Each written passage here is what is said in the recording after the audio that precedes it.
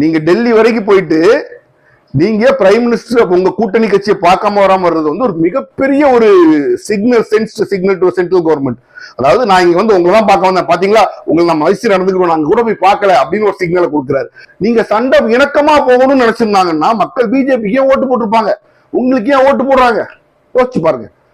இணக்கமா மத்திய அரசு பிஜேபி அரசுக்கு தான் இணக்கமா ஓட்டு போட்டோம்னா அதிமுகவுக்கும் பிஜேபி கூட்டணி ஓட்டு போடுவாங்க. மக்கள் படிக்க தெரியாதவங்களா, உங்களுக்கு ஓட்டு போட்டவங்க தானே அவங்க. அப்போ பிஜேபிக்கு ஓட்டு போட்டு உங்களுக்கு ஏன் ஓட்டு போடுறாங்க? 10 லட்ச ரூபா கடன் வச்சு போயிட்டாங்க, 10 லட்ச ரூபா எப்படி அடைக்க போறேன்னு தெரியல, எப்படி அடைக்க போறது அப்ப என்ன நினைப்பான், ஓஹோ இந்த ஊர்ல ஒண்ணுமே இல்லை போல, இதை கூட மோசமான கடன்கள் எல்லா மாநிலங்களும் இருக்கு. எடப்பாடியும் கடன் வாங்கி நியாயமா கடன் வாங்கி வச்சுட்டு தான் போனாங்க, 5 லட்சம் கோடியில வச்சுட்டு போறாரு. அதே சமயத்துல கோவிட் ஸ்ட்ரைக் பண்ணுது, என்னைக்கா ஸ்டாலின் இப்படி புலம்பிருக்காரா? காசு இல்ல 5 லட்சம் கடன் வச்சு போயிட்டு 5 லட்சம் கடன் ஏன் புலம்பல? அப்படி புலம்புனா இண்டஸ்ட்ரீஸ் வர மாட்டாங்க. இன்னும் சென்ட்ரல் கவர்மெண்ட் முதல்ல பார்த்து செய்யும், என்ன செய்யும் சொல்லிடுறேன். முதல்ல உங்களை பார்க்கும், 2வது உங்களை பார்த்து செய்யும், 3வது உங்களை வச்சு செய்யும். அந்த சூழ்நிலைக்கு நீங்க வருவீங்க.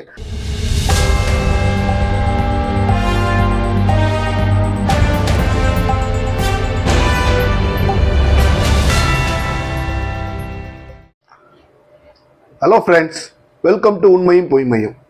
நம்ம சேனல்ல வரக்கூடிய எல்லா வீடியோக்களையும் தொடர்ந்து பார்க்க நம்ம சேனலை சப்ஸ்கிரைப் பண்ணி பெல் பட்டனை பிரஸ் பண்ணிக்கங்க. இன்றைக்கு நமக்கு பார்க்கக்கூடிய ஒரு தலைப்பு தமிழக அரசியல் ஒரு மிக முக்கியமான ஒரு தலைப்பு. ஆனா அதை குறித்து யாரும் பேசுறது இல்லை, அதற்கான சமிங்கைகள் வெளியில அவ்வளவா தெரியறதும் இல்லை. ஆனா நான் பேசுற இந்த விஷயம் தான் உண்மை அப்படிங்கிறது உங்களுக்கு காலப்போக்கில் புரிய வரும். அதாவது தாவேகா அரசு, சிஎம் விஜய் தலைமையிலான தாவேகா அரசு பிஜேபியோட ரொம்ப நெருக்கமான ஒரு தொடர்புல இருந்து கிட்டத்தட்ட பிஜேபி மத்திய அரசோட ஒரு நெருக்கமாக இணக்கமாக மட்டும் இல்லாமல் அவர்கள் சொல்வதெல்லாம் கேட்டு செயல்படுவது போல ஒரு தோற்றம் முதல்ல இருக்குன்னு நினைச்சாங்க. இப்போ அதெல்லாம் உண்மை அப்படிங்கிற மாதிரி சில நிறைய சமிங்கைகள், நிறைய சிக்னல்ஸ் சொல்லுவோம்ல, அந்த சிக்னல்ஸ் நமக்கு வந்திருக்கு. அப்போ காங்கிரஸ் இந்த எலெக்ஷன் முடிஞ்ச உடனே அலையா விருந்தாளியா கூப்பிடுறதுக்கு முன்னாடியே பாஞ்சு போய் அவங்க கூட கூட்டணி வச்சனால என்னைக்குமே அலையா விருந்தாளியா அவர் வீட்டுக்கு போனீங்கன்னா மரியாதை கம்மி தான். அதோட பலன் தான் இன்றைக்கு காங்கிரஸ் அனுபவிச்சுட்டு இருக்கு. இப்படி மத்தியில் உள்ள பிஜேபியோட அவர் ரொம்ப இணக்கம் காண்பது வந்து வேற எந்த கட்சிக்கும் பெரிய மைனஸ் ஆக போறது இல்லை, அது வந்து காங்கிரஸுக்கு தான் மைனஸா முடிய போகுது. ஏன்னா இந்த கூட்டணியில அவர்கள் அமைச்சர்கள் கூட 2 பேர் இருக்கிறாங்க.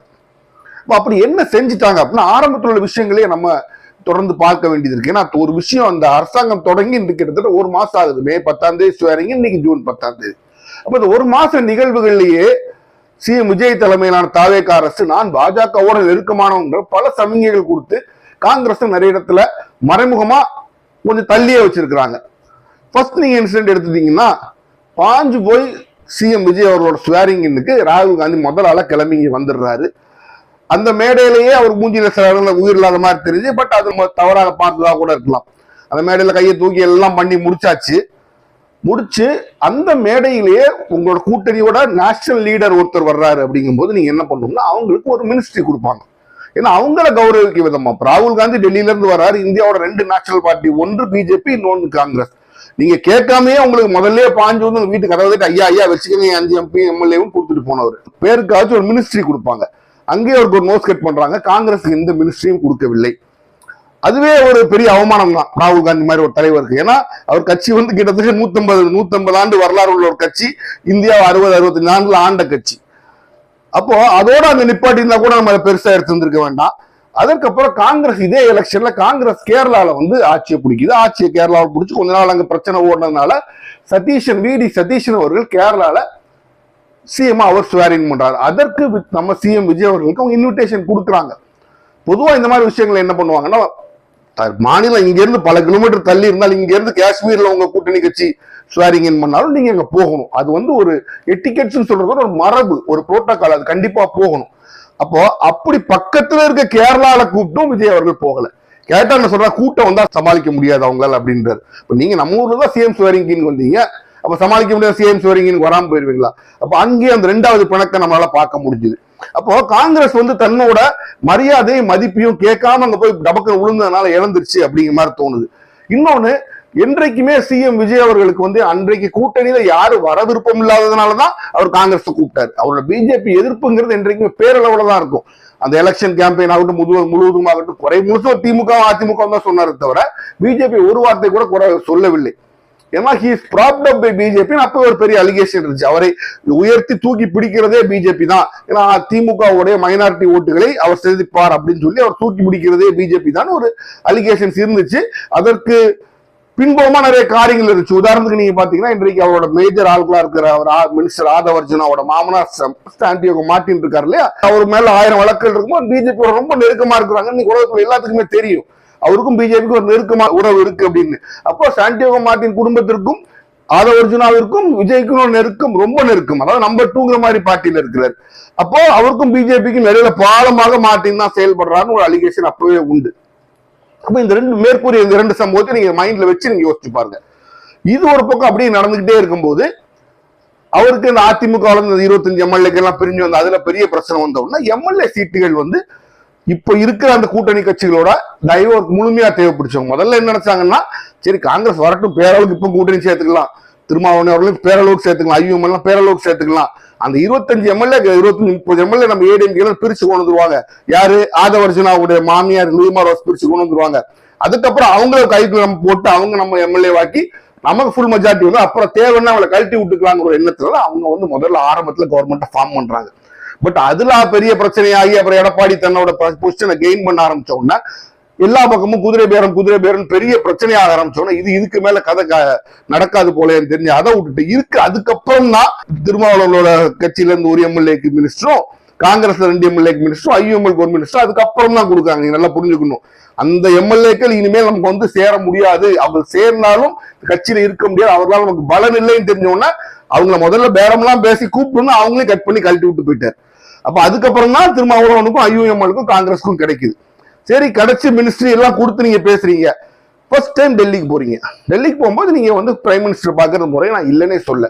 குறிப்பா வந்து அப்படி பிரைம் மினிஸ்டர் பார்க்கும்போது என்ன பண்ணுவாங்க, கூட்டணி கட்சி தலைவர்களை கண்டிப்பா பார்ப்பாங்க. அப்ப எதுக்குன்னா, நீ எதிர்கட்சியில பிரைம் மினிஸ்டருக்கு முதல்ல பார்க்க வந்தேன், I am family in that camp, நான் அந்த கூட்டணியில் தான் நான் முழுமையாக இருக்கிறேன். உங்க பிரைம் மினிஸ்டர் பார்க்க வந்தேன், உங்களை பார்க்க வந்தாங்க உங்க கூட நினைச்சுக்காதீங்க, நான் அந்த கூட்டணியில் தான் முழுமையாக இருக்கிறேன் அப்படின்னு சொல்லி அங்க போய் பார்ப்பாங்க. அந்த சமயத்துல காங்கிரஸ் எல்லாரும் அங்கதான் இருக்கிறாங்க.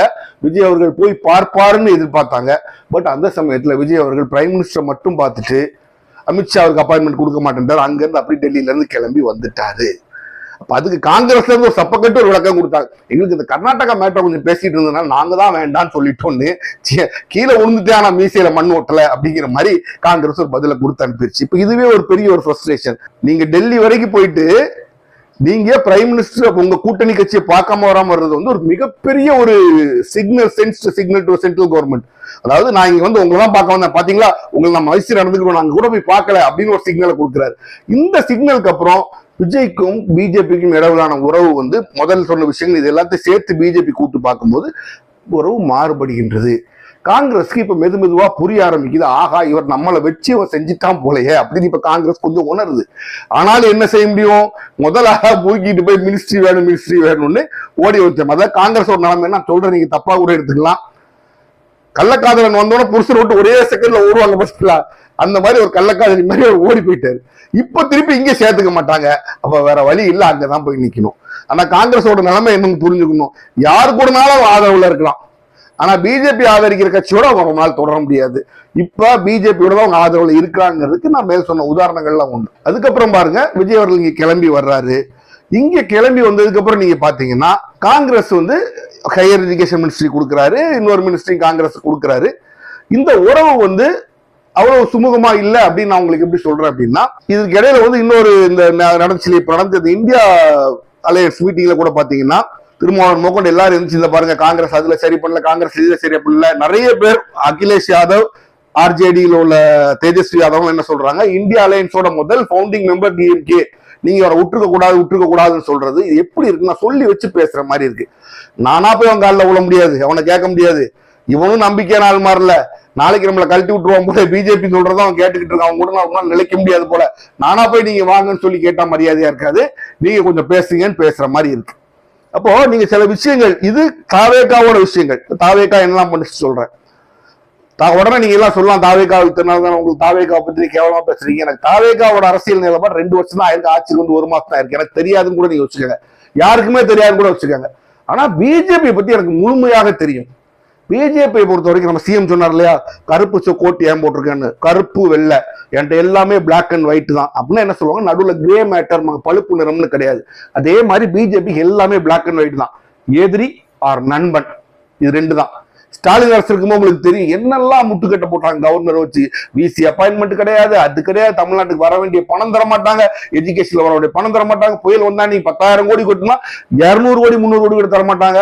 அப்படி எல்லாத்துக்கும் இந்த பணத்தை புடிச்சு தராம நமக்கு வர வேண்டிய பணத்தையும் அவங்க தராம இருந்தாங்க. அப்ப ஸ்டாலின் அரசுக்கும் பிஜேபிக்குமான உறவு ரோட்ல போறவங்க கூட தெரியும் கேட்டீங்கன்னா, ஐயா எதிரியா, பயங்கரமான எதிரியா. ஆனா அதுக்கும் மீறி ஸ்டாலின் மன்னார் எங்க, ஸ்டாலினுக்கு இந்தியா முழுசுள்ள பேர். அப்போ பிஜேபிக்கு எதிரி ஸ்டாலின். இதற்கு இடப்பட்ட பழக்கம் பிஜேபி கிடையவே கிடையாது. அல்லது அதுக்கு நேர் எதிர் நட்பு.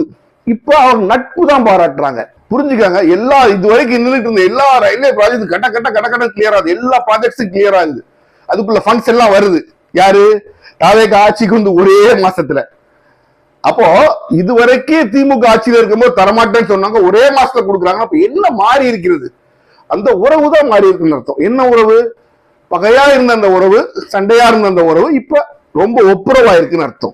உடனே அதுக்கு இவங்க வார்த்தை என்ன சொல்றாங்கன்னா, நம்மளே திராவிட கொள்கையே என்ன இருக்கு, மாநிலத்தில் சுயாட்சி மத்தியிலே கூட்டாட்சி தானே. உண்மைதான், அதான் திராவிட கொள்கை இல்லைன்னு சொல்ல. மாநிலத்தை நீங்க சுயாட்சி பண்றீங்க, மத்தியில நீங்க கூட்டாட்சி பண்றீங்களா? பண்ணலையே. மத்தியில கூட்டாட்சி யார் இருக்கா? பிஜேபியோட கூட்டணி இருக்கு, நீங்க காங்கிரஸோட இருக்கிறீங்க. அப்ப மத்தியில கூட்டாட்சிங்கிற கான்செப்ட் பிஜேபி உங்களை ஏத்துக்கல, அதையும் மீறி உங்களுக்கு அவங்க எல்லாத்தையும் செய்யறாங்க அப்படின்னா, அப்போ வாட் இஸ் த ரிலேஷன்ஷிப்? அவங்களுக்கும் அவர்களுக்கும் இந்த உறவு இப்போ ஒரு கேள்விக்குறியா இருக்கு. பாருங்க, ஒரு விஷயம் நடந்தாலே அதுக்குள்ள காசை பிஜேபி தரமாட்டாங்க. இப்ப இன்னும் நமக்கு மழை வரல, மழை வர்றதுக்கு முன்னாடியே அட்வான்ஸா பணத்தை ரிலீஸ் பண்ணிடுறாங்க. இப்படி மழை வர்றதுக்கு முன்னாடியே அட்வான்ஸா பணத்தை ரிலீஸ் பண்ணி வச்சுக்கப்பா அப்படின்னு கொடுக்குறாங்க.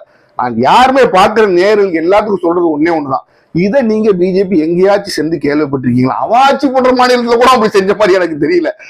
மழை வரும் தம்பி, உனக்கு ஒரு 2 மாசம் கழிச்சு, நமக்கு மழை வந்து அக்டோபர் தான், 2 மாசம் 5 மாசம் கழிச்சு மழை வரும், இப்பவே காசு வச்சுக்கன்னு பிஜேபி கொடுக்குதுன்னா அப்ப அவர்களுக்குள்ள உறவு என்னங்கிறது பார்க்கணும். இதெல்லாம் காங்கிரஸ் பார்த்துக்கிட்டு தான் இருக்கு மேல உட்காந்து. அவசரப்பட்டமே வழக்கம் போல ராகுல் காந்தி ஜம்பிங் த கன் முதல்ல பாஞ்சு குதிச்சிட்டாரு. இப்ப பின்னால வரவும் அவருக்கு கஷ்டமா இருக்கு, சுயமரியாதை இடம் கொடுக்க மாட்டேங்குது. திமுக போடாம பண்ணு அப்படின்னு சொல்லிட்டு நான் இந்தியா லைன்ஸ்ல இருந்து வெளில வரேன், திமுக வெளியில வந்துருச்சு. அப்போ நீங்க பாருங்க, பிஜேபியோட நடவடிக்கையும் ஒரு சேர்ந்து வருது, தாவேக்காவோட நடவடிக்கையும் ஒரு சேர்ந்து வருது. தாவேக்கா முதல்ல என்ன பண்ணுது, முதல் ஸ்டெப்ஸ்ல எடுத்து நான் உங்களுக்கு நண்பனா இருக்கேன்னு காமிச்சிருது. இப்போ பிஜேபி அதை ஒத்துக்குச்சு. நல்லா புரிஞ்சுக்கணும். இப்ப 2 பேரும் சேர்ந்து ஒப்புரவு ஆயிட்டாங்க. ஆனா என்ன பியூட்டினா, இப்படி இவங்க 2 பேரும் ஒப்புரவாகி இருக்கிற இந்த கவர்மெண்ட்ல காங்கிரஸுக்கு 2 மினிஸ்டர் இருக்கான். இந்தியாலேயே பிஜேபி ஆதரவு பெற்ற ஒரு கவர்மெண்டோட கூட்டணியில இருந்து ஆட்சி நடத்துற ஒரே காங்கிரஸ் மாநிலம் தமிழ்நாடு தான். இந்த பெருமை வந்து திருவாளர் ராகுல் காந்தி அவர்களுக்கு தான் சாரும். யோசிச்சு பாருங்க. அந்த நல்ல இப்ப எல்லாத்தையும் நீங்க பின்னாடி திரும்பி பாத்தீங்கன்னா தெரியுது, வந்தே மாதரம் போட்டுட்டு அதுக்கப்புறம் நேஷனல் ஆந்தம் போட்டுட்டு அதுக்கப்புறம் 3வது தமிழ் தாய் வாழ்த்து பண்ணலாம். இதெல்லாம் தெரியாம நடந்தது. ஒரு பிளான் மெதுவா பிஜேபி தான் எதெல்லாம் செய்யணுமோ அவ்வளத்தையும் மெதுவா வேற மாதிரி விதத்துல இவங்க வச்சு செய்ய வைக்கிறதுக்காக பிஜேபி எடுத்துக்கூட்ட பிளான் தான் இது. அவங்க திமுக டைம் எதிர்பார்த்தார்கள். போன டைம்ல திமுக செய்யல, தலைகள் நின்றுச்சு. இனி மெதுவா நிறைய விஷயங்கள், 10 விஷயத்துல 7 விஷயத்துல எதுக்கு மாதிரி இருக்காங்க, 3 பெரிய விஷயத்துல அமைதியா கையை போட்டு ஸ்மூத்தா ஒதுங்கி போயிடுவாங்க. அதான் நடக்க போகின்றது. நல்லா புரிஞ்சுக்கணும். தமிழகம் இது வரைக்கும் ஒவ்வொரு விஷயத்தையும் ஏன் போராடுதுன்னா, சண்டை போடணுங்கிறதுக்கா சண்டை போடல. நம்ம ஒருத்தர் தான் மாநில சுயாட்சியை தலைக்கு மேல தூக்கி வச்சு போராடுற ஒரு மாநிலம். அந்த விஷயத்துக்காக தான் நம்ம போராடுறோம். நம்ம போராட்டம் வந்து உங்களுக்கு முதல்ல தப்பா தெரிஞ்சா, இப்ப இந்தியா முழுசு எல்லாருமே தமிழகத்தை வந்து பரவாயில்ல, டிஎம்கே கவர்மெண்ட் எல்லா மாநில சுயாட்சிக்காக போராடுறாங்கன்னு சொல்லி அது ஒரு பேரை கிரியேட் பண்ணி கொடுத்துச்சு.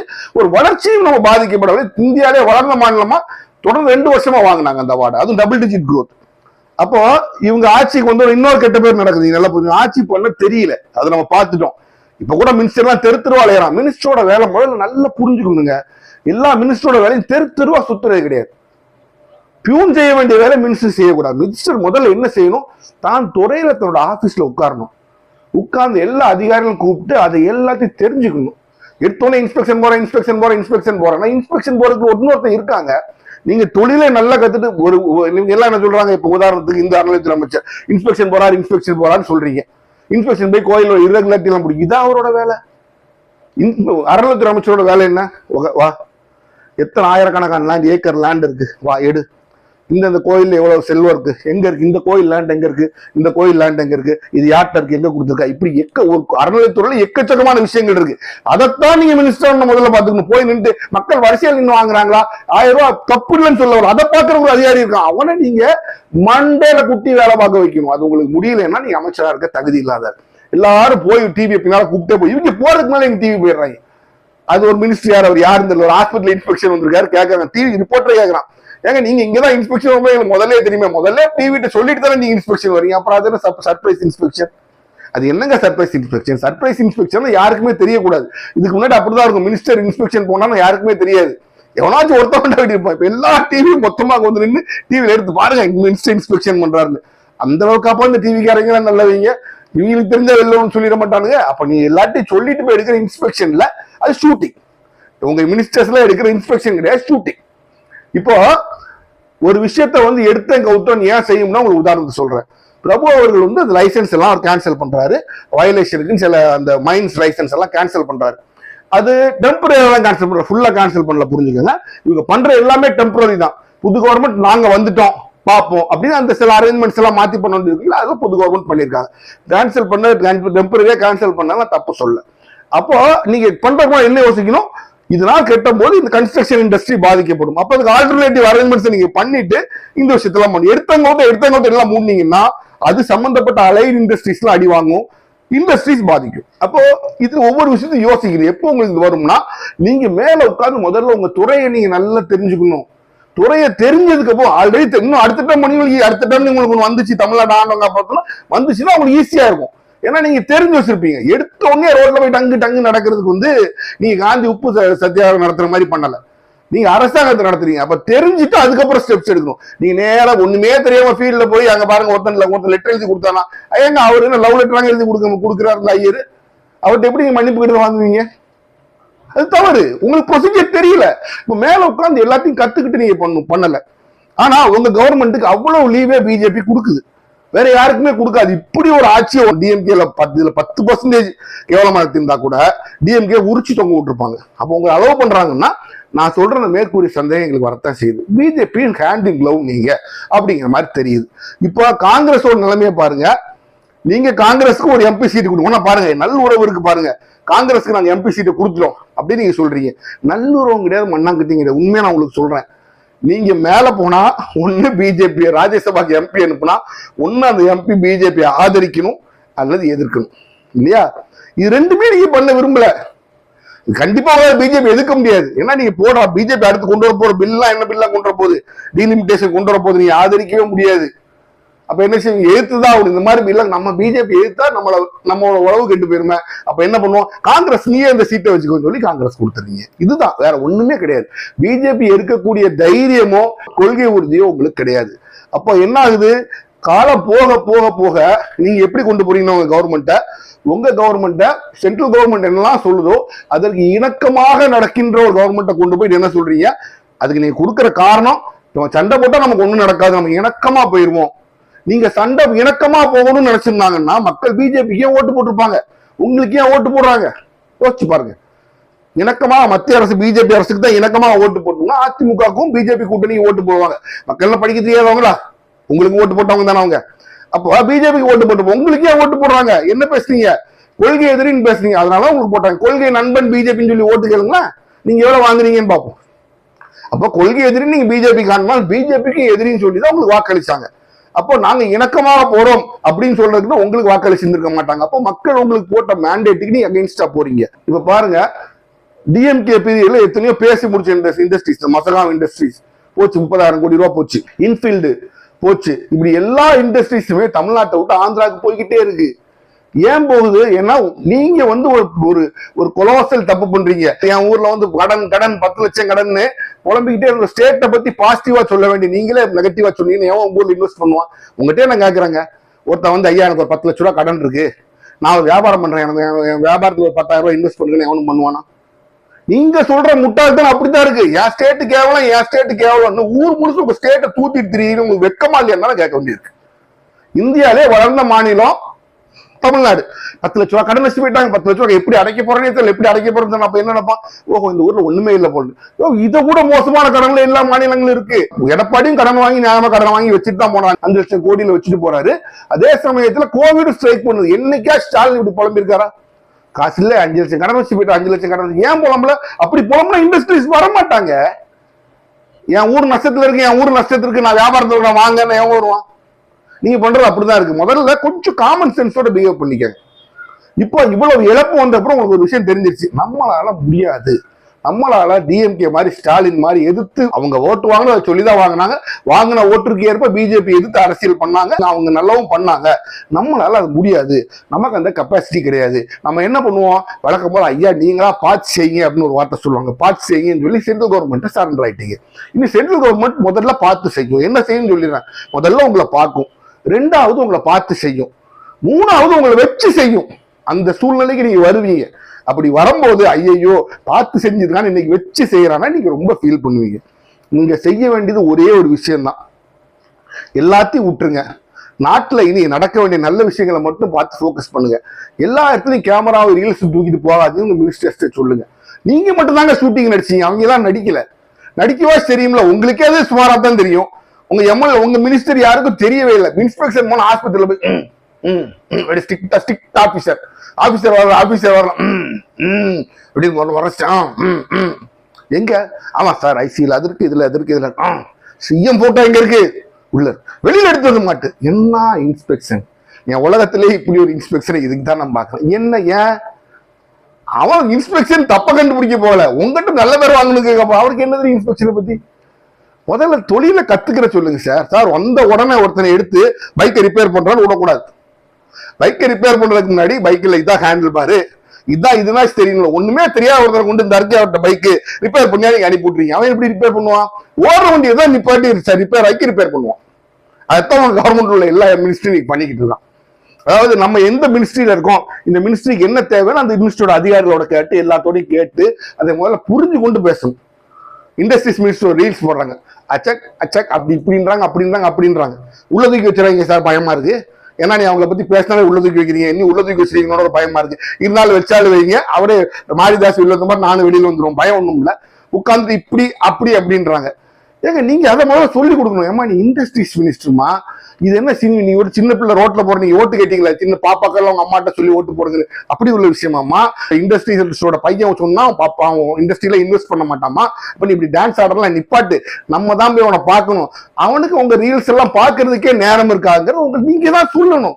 ஒண்ணுமே தெரியாத மொத்தமா தூக்கி பரமார்த்த குருவும் சீடர்களும் மாதிரி உட்கார்ந்தீங்கன்னா ஸ்டேட் நாசமா தான் போகும். அப்போ உங்களுக்கு தெரிஞ்சு போச்சு நம்மளால முடியாது. அப்ப என்ன செய்ய முடியும், இருக்கிற சென்ட்ரல் கவர்மெண்ட் அட்ஜஸ்ட் பண்ணிட்டு போவோம். நீங்க போகத்தான் செய்றீங்க. வர வர அந்த விஷயங்கள் மெதுவா வெளியே தெரியுது. இன்னைக்கு கூட பாருங்க, இவ்வளவு நாள் கழிச்சு நீங்க காங்கிரஸ் போய் பாக்குறீங்க, எல்லாத்தையும் பாத்துட்டீங்க. பார்த்தோன்னு எங்க நீங்க நிப்பாட்டிருக்கணும், அங்கேயே நிப்பாட்டிருக்கணும். அதான் நீங்க கூட்டணி குடிக்கிற மரியாதை. உடனே என்ன பண்றீங்க, ஐயோ பிஜேபிக்கார என்ன நினைப்பான்னு சொல்லி நேரா வைஸ் பிரசிடென்ட் போய் பார்த்து வரீங்க. என்ன அந்த பயம் உங்களுக்கு, என்ன பயம்? எத்தனை முறை ஸ்டாலின் டெல்லிக்கு சென்றார் சொல்லுங்க. போல ஃபர்ஸ்ட் டைம் கஸ்டமரியா போய் பார்த்தாரு, பிஎம் பார்த்து ஒரு தடவை தான் பார்த்திருக்காரு அல்லது 2 தடவை பார்த்திருப்பாரு. ஏன் கவர்மெண்ட் நடத்தல? 5 வருஷம் தமிழ்நாடு சக்சஸ்ஃபுல்லா நடந்துச்சு எப்படி? ஏன்னா ஸ்டாலின் சென்ட்ரல் கவர்மெண்ட் நம்பி கவர்மெண்ட் நடத்தல, தன்னை நம்பி நடத்தினாரு, தன்னை நம்பி growth நடத்தினார். யாரிடம் கேட்டால் என்ன நடக்கும்ங்கிறது அவருக்கு தெரியும், எப்படி வாங்க வேண்டும்ங்கிறது அவருக்கு தெரியும். அதை செயல்படுத்தக்கூடிய தைரியம் அவருக்கு இருந்துச்சு. முதல்ல உங்க தைரியம் கொடுங்க. 2வது கோமாளிகளை சுத்தி வச்சிருக்காங்க, நல்ல திறமையான ஆட்களை வைங்க, அவங்களுக்கு முதல்ல ட்ரெயின் பண்ணுங்க. எப்படியோ ஆயிட்டாங்க, எம்எல்ஏ ஆயிட்டாங்க, தப்பு இல்ல. ஃபர்ஸ்ட் டைம் ஆகி வர்றது தப்பு இல்ல. மினிஸ்டர்ஸா எப்படி ஃபங்க்ஷன் பண்ணணும்னு சொல்லி கொடுங்க. தெருவா சுத்த சொல்லாதீங்க. முதல்ல உட்காருங்க டிபார்ட்மெண்ட்ல, ஒரு 3 மாசம் உட்கார்ந்து ட்ரெயின் ஃபுல்லா எடுங்க. இந்த நம்ம டிபார்ட்மெண்ட்ல என்னெல்லாம் இருக்குன்னு தெரியாம நீங்க போய் இன்ஸ்பெக்ஷன் போய் என்ன சாதிப்பீங்க, அதான் நிப்பாட்டுங்க. இது எல்லாத்துக்கும் தலைமையில இருக்கிற நீங்க கொஞ்சம் தலைமை பண்பு காமிச்சு தைரியமா எந்த கொள்கைக்கு மக்களும் வாக்களிச்சாங்களோ அந்த கொள்கையை தூக்கி பிடிங்க. பிஜேபி எதிரியா, பிஜேபியோட நீங்க நான் என்ன சொன்னாலும் கேட்டுக்குவான் அப்படின்னு நினைச்சீங்கன்னா சொன்ன மாதிரிதான். முதல்ல உங்களை பார்ப்பாங்க, அப்புறம் பார்த்து செய்வாங்க, 3வது வச்சு செய்வாங்க. நடக்கத்தான் போகுது இது. அதனால அவங்களை எந்த காலத்திலுமே நம்பாதீங்க. இன்னைக்கு வச்சிருக்கீங்க பாருங்க இந்த மறைமுகமான போங்கோமி, இதை பிரேக் பண்ணிட்டு நான் என்னோட ஆட்சியை நடத்துவேன், யார் இருந்தாலும் இல்லாட்டி என்னோட ஆட்சியை நடத்துவேன். காங்கிரஸ் ஒரு மத்திய கட்சி தான், நீ அவங்க உதவி எடுத்துக்கலாம். கண்டிப்பா காங்கிரஸ் உங்களுக்கு முழுசா பேக் பண்ணிச்சுன்னா கூட உங்களுக்கு ஒரு பெரிய ஸ்ட்ரென்த் தான். காங்கிரஸ் கூட வச்சுக்காங்க. பிஜேபி கழட்டி விட்டு நீங்க என்ன சொன்னீங்களோ அதை செய்யுங்க. அதை விட்டுட்டு மறைமுகமா நீங்க பிஜேபிக்கு நீங்கள் உதவி பண்ணினீங்கன்னா உங்களுக்கு வாக்களித்த தமிழக மக்கள் எதற்காக வாக்களித்தார்களோ அதற்கு எதிராக நீங்கள் நடக்கிறீர்கள். அவர்களுக்கு நீங்கள் குற்றவாளி ஆகி விடுவீர்கள். மீண்டும் சந்திப்போம்.